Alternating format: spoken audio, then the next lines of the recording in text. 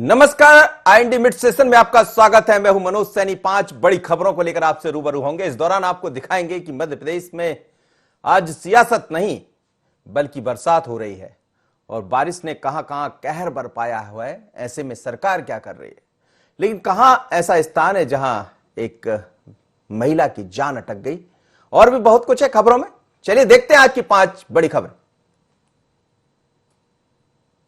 सैलाब, सरकार और रिलीफ, बहुत हुई मनमानी, बेरोजगारी पर रार, अटक गई जान और बच गई जान। मध्य प्रदेश के कई जिलों में लगातार हो रही बारिश और बाढ़ के हालात पर सीएम शिवराज ने आपात बैठक बुलाई, जिसमें मुख्य सचिव के साथ साथ प्रदेश स्तर के बड़े अधिकारी और संभागों के आईजी, कमिश्नर भी मौजूद रहे। बैठक के दौरान मुख्यमंत्री ने बाढ़ के हालात पर रिपोर्ट तलब की और उससे निपटने को लेकर अधिकारियों को निर्देश भी जारी किए। सीएम ने बैठक में प्रदेश की प्रमुख नदियों और सभी बांधों के जलस्तर की जानकारी ली और अधिकारियों से कहा कि किसी भी स्थिति से निपटने के लिए 10 दिन पहले ही एडवांस तैयारी की जाए। इस दौरान कोविड का भी ध्यान रखा जाए, साथ ही लोगों का खाना पीना, दवा आसानी से मिल सके, इसकी भी खास तौर पर तैयारी रहे। इसके बाद सीएम शिवराज बाढ़ प्रभावित इलाकों का हवाई दौरे पर निकल पड़े और सीएम ने सीहोर, होशंगाबाद जिले के नर्मदा किनारे स्थित कई गांवों का दौरा किया। आपको वो तस्वीरें भी दिखाएंगे। मध्य प्रदेश में इस वक्त बाढ़ के हालात है। कई जगह से ऐसी खबरें आ रही है कि जहां स्थितियां काफी भयावह बनी है, और जो तस्वीरें आपको हम दिखाते हैं कुछ बाढ़ के हालातों की, आप देखिएगा कि हर जगह से ये अलग अलग तस्वीरें हैं। भोपाल की, हरदा की, होशंगाबाद की, सिवनी, नरसिंहपुर। होशंगाबाद में तो गजब ही हो रहा। आप देखिएगा बीच वाली तस्वीर जो है होशंगाबाद की, कई कॉलोनियों में पानी का भराव हुआ है, जिसको लेकर लोगों को ऊंचे स्थान पर पहुंचाया गया है। कई जगह से ट्रैफिक जाम की खबरें आ रही है और होशंगाबाद में 3 नदियों का पानी एक साथ आ जाने से स्थितियां थोड़ी सी विकट हुई है। ऐसा कहा जा रहा है कि 1999 में इस तरह का पानी देखने को मिला था, जब ब्रिज के ऊपर से पानी बह रहा था, और आज फिर वही स्थितियां दिखाई दे रही है, जिसमें तवा से पानी छोड़ा गया है, तवा नदी से, साथ ही नर्मदा के बरगी का पानी और वारणा का। और ये देखिए शिवराज सिंह चौहान, जैसा उनके बारे में कहा जाता है कि वो कल कह भी रहे थे कि जनता की पीड़ा मुझसे कहां देखी जाती। जब किसानों की बात हुई तो वहां भी पहुंच गए, और आज रिलीफ के वास्ते क्या क्या करना है तत्काल बैठक भी बुला ली, और ये हवाई यात्रा पर निकल गए, देखने, हवाई सर्वे करने, जानने लोगों के हाल। और ये देखिएगा, ये तस्वीरें आपको एक्सक्लूसिव तस्वीरें हैं जिसमें शिवराज जी नजर आ रहे हैं, हेलीकॉप्टर से दौरा कर रहे हैं उन स्थानों का जहां पर लगातार, ये देखिएगा आप, हवाई सर्वे, और मुख्यमंत्री शिवराज सिंह चौहान वहां पहुंचे हुए हैं। और इस दौरान तमाम सारी चीजें देख रहे हैं कि कहां ऐसा स्थान है जहां पर पानी से लोग परेशान हैं। और ये देखिएगा 4 तस्वीरें फिर आपको एक बार दिखाते हैं, हरदा, भोपाल, नरसिंहपुर और होशंगाबाद की, जहां लोगों के घरों में पानी भर चुका है। कई जगह से खबरें आ रही है कि लोगों को ऊंचे स्थान पर पहुंचाया गया है, और कुछ ऐसे गांव हैं होशंगाबाद जिले से लगे, हरदा से, जहां काफी पानी की मात्रा में बाढ़ देखी जा रही है। उसके बाद से लोग हलाकान हैं, परेशान हैं। संदीप मिश्रा मेरे साथ जुड़ रहे हैं। चलिए संदीप से बात करते हैं और समझते हैं कि क्या स्थितियां बनी हुई है बाढ़ की स्थिति को लेकर, और यदि होशंगाबाद से रिपोर्टर की बात हो तो उनसे भी बात जरूर कराइएगा फोन पर, क्योंकि वहां सबसे विकट स्थिति है। संदीप, क्या कहेंगे? मुख्यमंत्री शिवराज सिंह चौहान की पहचान ही इसमें होती है, जननायक वो इसीलिए बन जाते हैं कि देर नहीं करते। जब फसलें खराब होने की खबरें आई तो वो किसानों के बीच में खेत में थे। आज हम देख रहे हैं कि पानी का भराव, बाढ़ की स्थितियां कई जगह बनी है, विकट स्थितियां हैं। कुछ गांव में लोगों को अलग शिफ्ट करना पड़ा है और तत्काल बैठक बुलाई और खुद निकल भी गए। क्या खबरें आपके पास, और मानसून क्या कह रहा है? मेरी आवाज सुन पा रहे हैं? तो ये तस्वीरें हैं, और बैठक भी बुला ली शिवराज सिंह चौहान जी ने। तमाम कमिश्नर, आईजी और जो जिम्मेदार अफसर हैं उनसे बातें की है। कई जगह वीडियो कॉलिंग के जरिए चर्चा हुई है, कुछ अफसर वहां मौजूद थे उनके साथ बैठक में, और तत्काल हवाई यात्रा पर वो निकल भी पड़े। हवाई दौरे के लिए निकले शिवराज। इस दौरान उन्होंने देखा कि कहां कहां क्या स्थितियां बनी हुई है, और मुख्यमंत्री शिवराज सिंह चौहान इस वक्त नजर आ रहे हैं।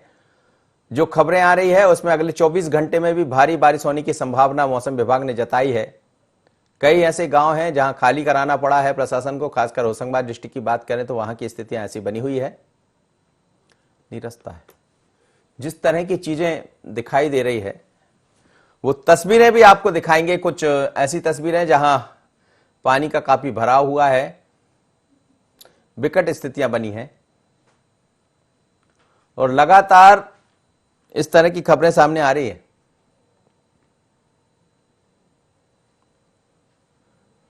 मुख्यमंत्री शिवराज सिंह चौहान और साथ ही कई गांवों में लोगों को ऊपरी स्थान पर ठहराया गया जहां पानी के भरने की संभावना जताई जा रही है पहले से। चलिए संदीप मिश्रा जुड़ रहे हैं, संदीप मिश्रा से बात कर लेते हैं। संदीप मिश्रा, क्या स्थिति है? मौसम विभाग क्या कह रहा है?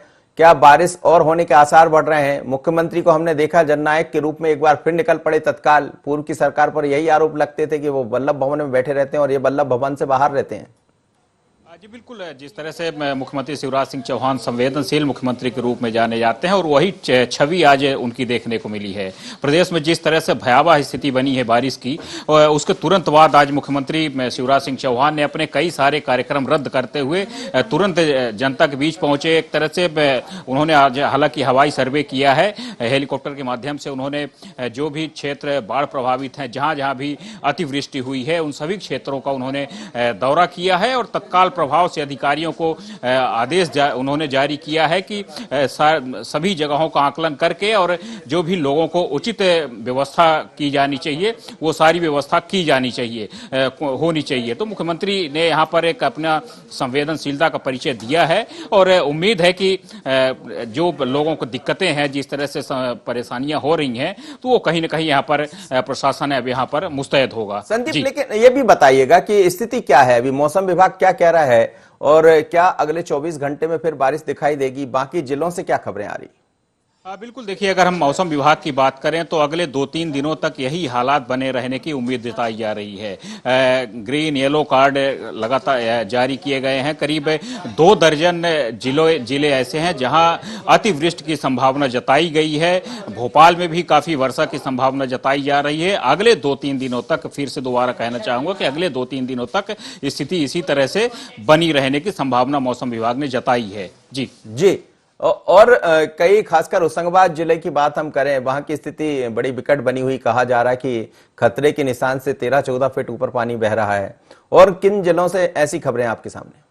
बिल्कुल, जैसे कि आपने अभी होशंगाबाद का जिक्र किया, नर्मदा का कछार है जो खासतौर से जेठानी देवरानी घाट जो कहा जाता है, वो पूरा वहां पर पानी लबालब भर चुका है। करीब 13-14 फीट ऊपर पानी आ चुका है। कई क्षेत्र, जो ग्रामीण क्षेत्र भी अब वहाँ कहीं ना कहीं डूब प्रभावित होते जा रहे हैं। तो यही स्थिति प्रदेश के अलग अलग जिलों में भी देखने को मिली है। अगर हम जबलपुर की भी बात करें तो जबलपुर के भी कई हिस्सों में बाढ़ जैसी स्थिति निर्मित हो चुकी है। अगर हम बात करें कुछ विंध्य अंचलों की तो उधर भी कुछ इसी तरह से स्थितियां सुनने में आई है। उधर भी चलिए संदीप, बहुत बहुत धन्यवाद आपका, आप मेरे साथ जुड़े, बने रहिएगा। आप अगली खबर भी आपसे चर्चा करेंगे। लेकिन ये समझ आ रहा है कि जिस तरह की स्थितियां बनी हुई है पूरे प्रदेश में, वहां से हर जगह से खबरें बाढ़ की आ रही है और ऐसा कहा जा रहा है कई वर्षों के बाद एक साथ पूरे मध्य प्रदेश में बारिश हो रही है। लगातार मौसम विभाग भी अनुमान जो जता रहा है उसके मुताबिक और आने वाले 2-3 दिन इसी तरह की बारिश होने की संभावना है। लेकिन यदि बारिश तेज हुई, जिस तरह के हालात अभी दिखाई दे रहे हैं, तो और गंभीर हो जाएंगे। इसलिए मुख्यमंत्री और सरकार एक्शन मोड पर है, पर उन जिलों के कलेक्टरों को भी समझना पड़ेगा जो देरी कर देते काम करने में, और शायद इसीलिए इस तरह की स्थितियां निर्मित हो जाती है। अगली खबर की तरफ बढ़ेंगे। कोरोना संकट काल के दौरान निजी स्कूलों द्वारा छात्रों के अभिभावकों से फीस लेने के मामले में सीएम शिवराज ने एक बार फिर हिदायत दी है कि निजी स्कूल मनमानी फीस ना वसूलें। सीएम शिवराज ने कहा है कि कल इंदौर में कुछ बहनों ने उनसे मिलकर निजी स्कूलों द्वारा फीस को लेकर की जा रही मनमानी से अवगत कराया था, जिसको संज्ञान में लेते हुए उन्होंने अधिकारियों को आवश्यक निर्देश दिए हैं। सीएम ने लिखा है कि निजी स्कूलों की मनमानी नहीं चलेगी। इस संकट काल में उन्हें अभिभावकों से अनाप शनाप पैसा लेने का हक नहीं बनता है।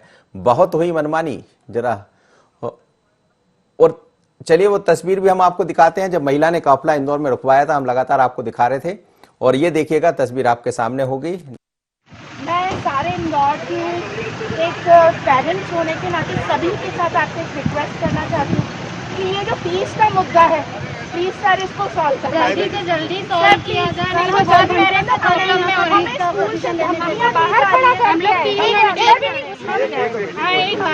स्कूल में आज मुझे 3 घंटे हुए, मैं ये अग्रवाल पब्लिक के बाहर खड़ी हुई हूँ, मतलब हमें गेट के अंदर तक नहीं घुसने देते हैं। और आप इस मुद्दे को उठाइए सर प्लीज, कि ये जो फीस लॉकडाउन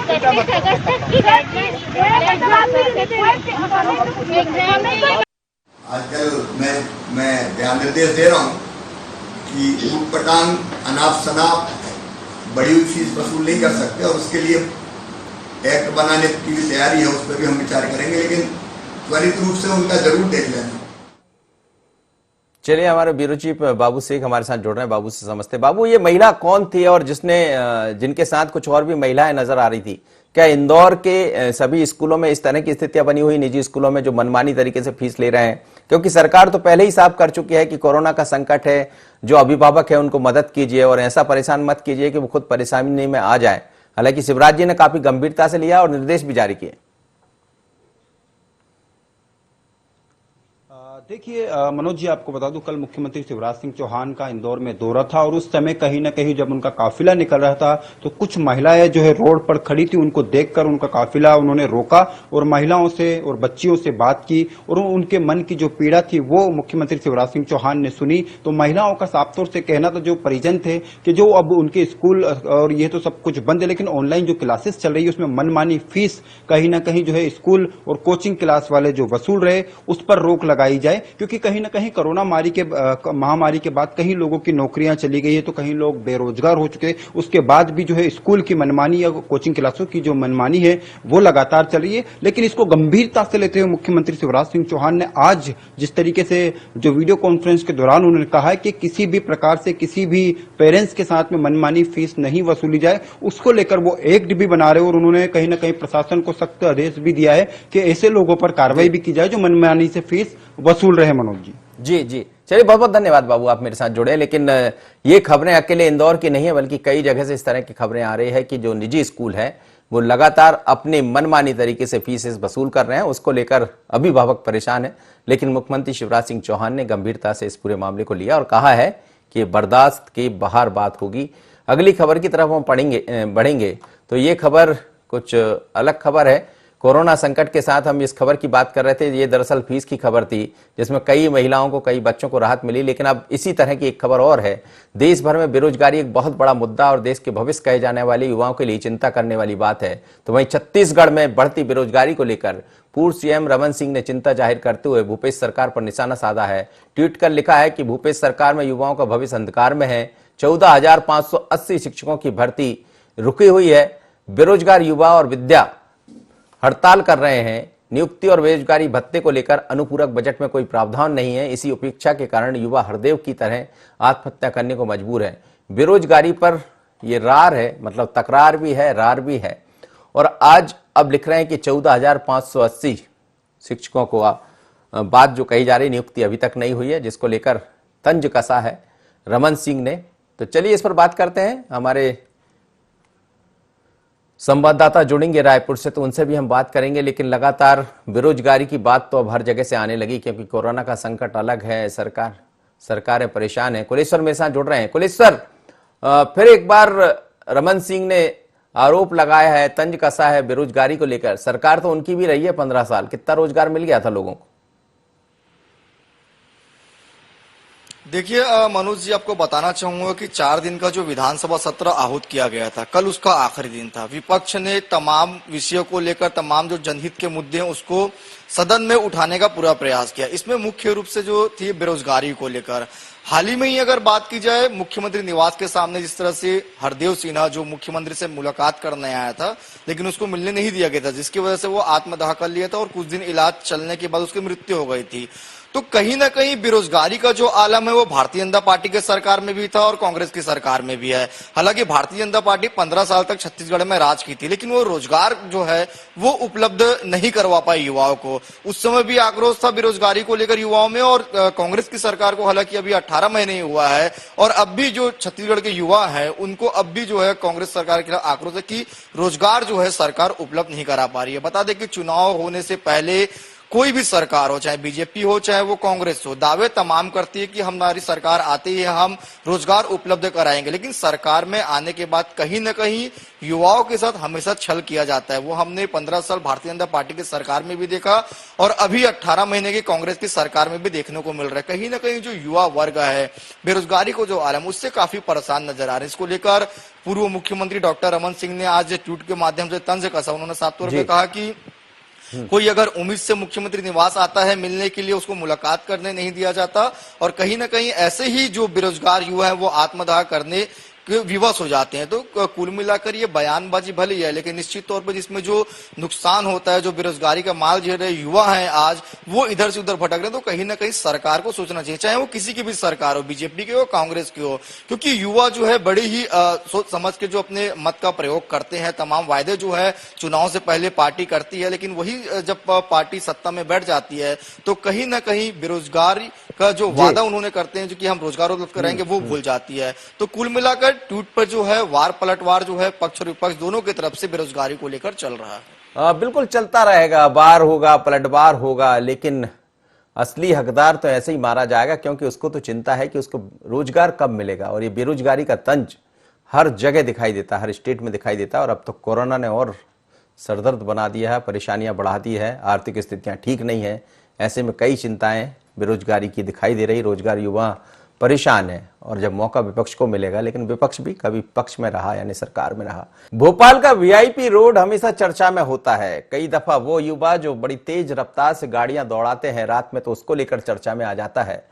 लेकिन जितना वीआईपी रोड चर्चा में रहता है, उससे ज्यादा बड़ा तालाब चर्चा में बन जाता है, क्योंकि यहां खुदकुशी करने वाले, नाराज होकर कूदने वालों की संख्या बहुत है। कभी महिला कूदती है, कभी युवा आकर कूद जाते हैं। लेकिन आज एक अलग तस्वीर देखने को मिली वीआईपी रोड पर, बड़े तालाब पर, जहां पानी में तो एक महिला नहीं कूदी, लेकिन खुदकुशी करने के लिए उसने मरने की कोशिश की, फांसी लगाने की एक तरह से कहा जाए तो प्रयास किया, और वो लटक गई तो फिर अटक भी गई, और उस बीच में कई लोगों की जान अटक गई। दरअसल जो लोग वहां से निकल रहे थे, उनकी नजर उस महिला पर पड़ी और उसको देखा। ये तस्वीरें देखिएगा आप, ये बड़े तालाब की तस्वीरें हैं, जहां एक महिला ने मरने की कोशिश की, जान देने की कोशिश की। क्यों खुदकुशी करना चाह रही थी। नगर निगम के गोताखोरों ने महिला को बचाया। हालांकि गोता लगाने की जरूरत ही नहीं पड़ी, क्योंकि वो कूदती उससे पहले उस पर नजर पड़ गई, और वहां जो युवा तैनात रहते हैं नगर निगम के, उन्होंने तत्काल उस पर कार्रवाई की और उसको निकाल लिया। लेकिन कौन थी ये महिला, क्यों इसने ऐसा किया, जरा समझते हैं। सोएब हमारे संवाददाता हमारे साथ जुड़ रहे हैं। सोएब, क्या कहेंगे, ये महिला के बारे में कुछ पता लगा? लेकिन ऐसी तस्वीरें बहुत आती वीआईपी रोड से, और मैंने देखा आपने भी एक बड़ी अच्छी खबर इस पर पूरी की थी, जिसमें ये दिखाया था कि काफी आंकड़ा बढ़ रहा है लोगों का लगातार खुदकुशी करने वालों का। वो आंकड़ा क्या था, उस पर भी थोड़ी सी अपनी नजर डालिएगा, और ये भी बताइए ये महिला कौन थी।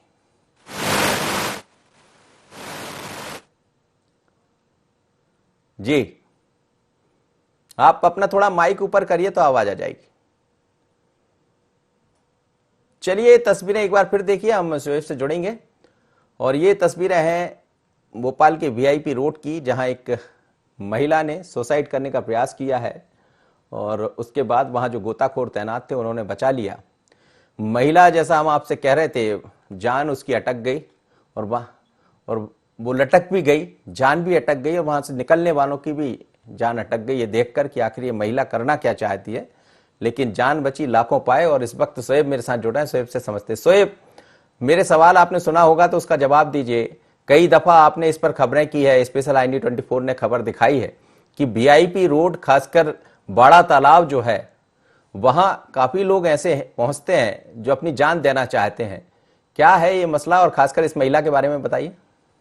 बिल्कुल, देखिए, महिला आज करीब 12 बजे बड़े तालाब के पास पहुंची थी और वहां पर खुदकुशी करने का प्रयास कर रही थी। लेकिन जिस तरह से राजधानी में लगातार बारिश का दौर देखने को मिल रहा है और तालाब में भी जल जो स्तर है वो लगातार बढ़ता जा रहा है, और इसलिए गोताखोर भी लगातार वहां पर भ्रमण करते हुए नजर आ रहे हैं। जब गोताखोरों की नजर वहां पर महिला पर पड़ी तो उसको फिलहाल बचा लिया गया है। जिस तरह से वो कूदने का प्रयास कर रही थी, उसको समझाई देकर उसको ऊपर बुलाया, और उसके बाद तलैया थाने के हवाले किया है। फिलहाल पुलिस महिला से पूछताछ कर रही है, लेकिन अभी महिला की स्थिति नहीं है, वो अभी किसी तरह की जानकारी अपने बारे में नहीं दे पा रही है। फिलहाल देखिए, बड़े तालाब की बात किया तो जिस तरह से सुसाइड पॉइंट में तब्दील होते हुए नजर आ रहा है, आए दिन महिलाएं हैं, युवा वहां पर कूदकर खुदकुशी करने की कोशिश करते हैं। और पिछले अगर 2 माह की बात करें तो अब तक 14 ऐसी घटनाएं हो गई हैं जहां पर खुदकुशी करने की कोशिश यहां पर लोगों ने की है, जिसमें से 4 से 5 लोगों की जान भी जा चुकी है। फिलहाल जिस तरह से सुरक्षा के इंतजाम भी नहीं देखने को मिलते हैं, पुलिस हो या निगम के गोताखोर हैं, वहां पर तैनात नजर नहीं आते हैं, जिस कारण जो लोग हैं वो खुदकुशी के बाद अपनी जान गंवा बैठते हैं। फिलहाल जिस तरह से वीआईपी सड़क की जो रेलिंग है उसकी बात करें तो 3 से 4 फीट है।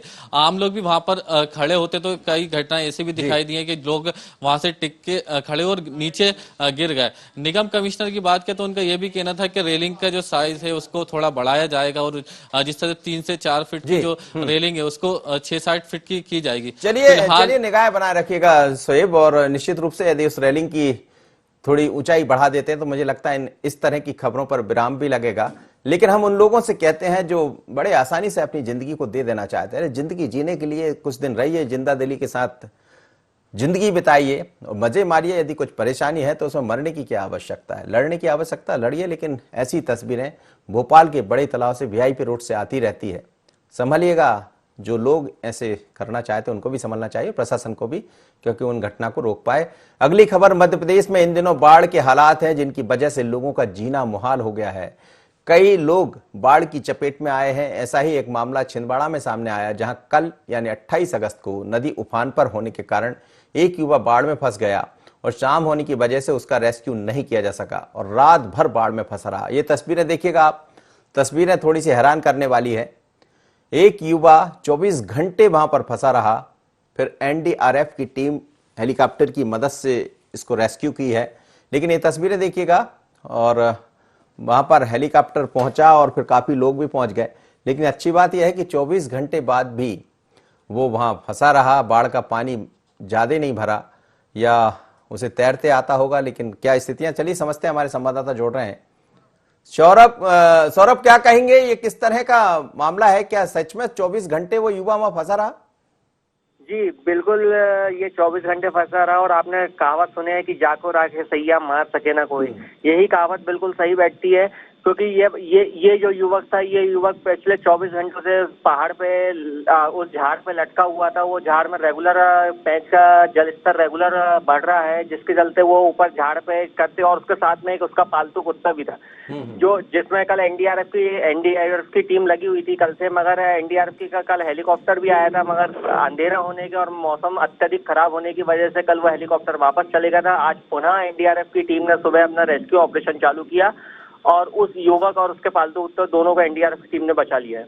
लेकिन सौरभ, आपसे खैर ये तो अच्छी खबर है कि वो बच गया, लेकिन आप उस युवा से जरूर बात करिएगा कि 24 घंटे जब उसके बीते तो कैसे थे, क्योंकि ये भी अपने आप में खबर भी है और ये सबक भी देगी लोगों को, उन लोगों को जो कभी ऐसे परेशानियों में फंस जाए तो कैसे उनको धैर्य रखना चाहिए, क्योंकि ये भी बड़े धैर्य की बात है। 24 घंटे एक युवा वहां फंसा रहा, उसका कुत्ता यानी डॉग भी उसके साथ था, दोनों की जान बच गई। खैर, तारीफ करना चाहिए एनडीआरएफ की, और तारीफ भी ईश्वर से बढ़कर कोई नहीं है। 24 घंटे बाढ़ में फंसा रहा युवा। चलिए, धन्यवाद आपका। तो एनडीआरएफ की टीम ने उसको बचा लिया है, कुत्ते को भी बचाया है। लेकिन हम मिड सेशन के जरिए इसी तरह 5 बड़ी खबरों को लेकर आपसे रूबरू होते हैं। इस दौरान कुछ दिलचस्प बातें भी होती है, कुछ सियासत की तकरार भी होती है। तो फिर मुलाकात होगी मिड सेशन में, लेकिन अभी तो मौसम बाढ़ का चल रहा है, थोड़ा बच के रहिएगा। मुझे दीजिए इजाजत, नमस्कार।